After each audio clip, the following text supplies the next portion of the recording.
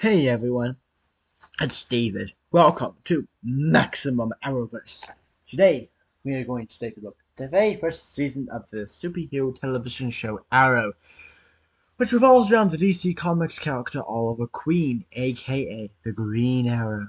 Over its 8-season run, Arrow experienced some incredible highs and lows, but in the case of its first season, the show mostly experienced highs.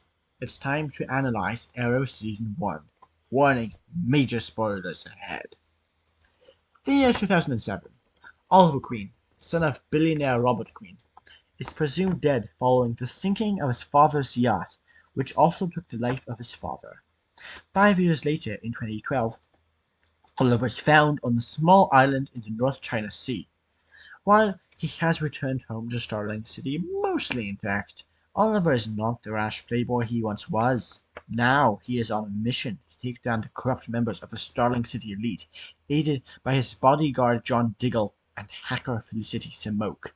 However, as he continues his vengeful crusade, Oliver discovers a conspiracy unfolding that will cause the deaths of hundreds if he does not stop it. This is Arrow Season 1. This first season of Arrow did a lot of things right. Stephen Amell absolutely nails it as Oliver Queen, as he plays both the dark and nuanced Oliver of the present and the former playboy turned survivor Oliver of 5 years prior to perfection. He also has great chemistry with the rest of the main cast. I would also talk about the excellent action scenes and fight scenes, but they deserve their own video.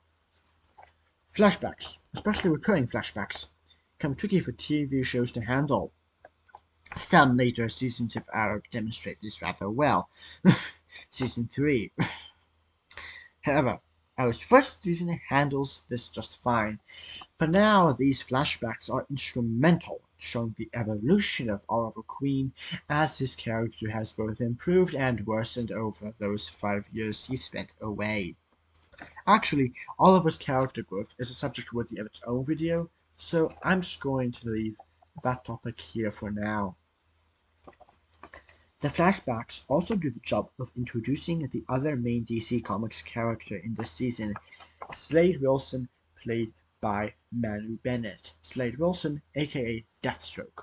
While he would go on to be one of Oliver's most dangerous adversaries, another great idea for a video. For now, his growing friendship and mentorship of Oliver in the flashbacks is a great highlight of the season.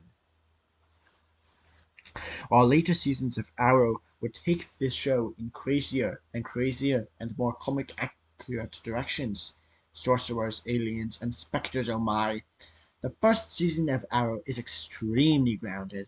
Oliver Queen doesn't even go around calling himself the Green Arrow as he does in the comics. Instead, his vigilante persona is initially dubbed the Hood by the police. While some versions of comic book villains do appear, such as Count Vertigo and Firefly, they have also been transformed into more grounded versions of themselves. Nor do I see anything wrong with this. In 2012, the Green Arrow and his rogues gallery were virtually unheard of by most, and the story becomes much less, Nolan-esque as time goes on. The Dark Knight trilogy Arrow is not. While by episode 8 of the first season, the story had begun to dimmer down, as the villain of the week format had begun to grow old. Episode 9 got right back to the good stuff with the introduction of Season 1's main villain, the Dark Archer, aka Malcolm Merlyn, the same guy who planned the destruction of Robert Queen's yacht 5 years previously.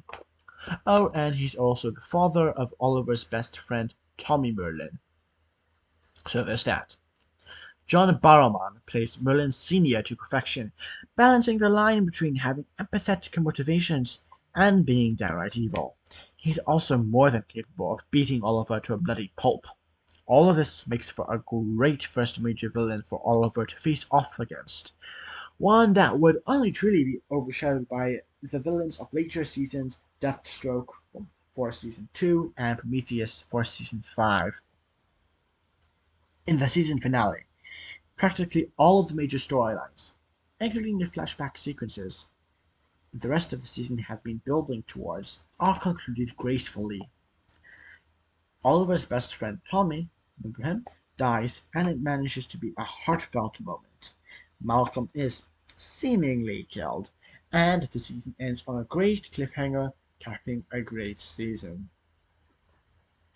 Although my analysis of Arrow Season 2 is scheduled to come out in a few weeks, in the meantime I'm going to be posting smaller top 10 videos. The first one, Arrow Season 1 Top 10 Moments, is coming out next week. So, if you enjoyed this video, don't forget to hit that subscribe button, and feel free to leave a comment and like. See you next time on Maximum Arrowverse. David out.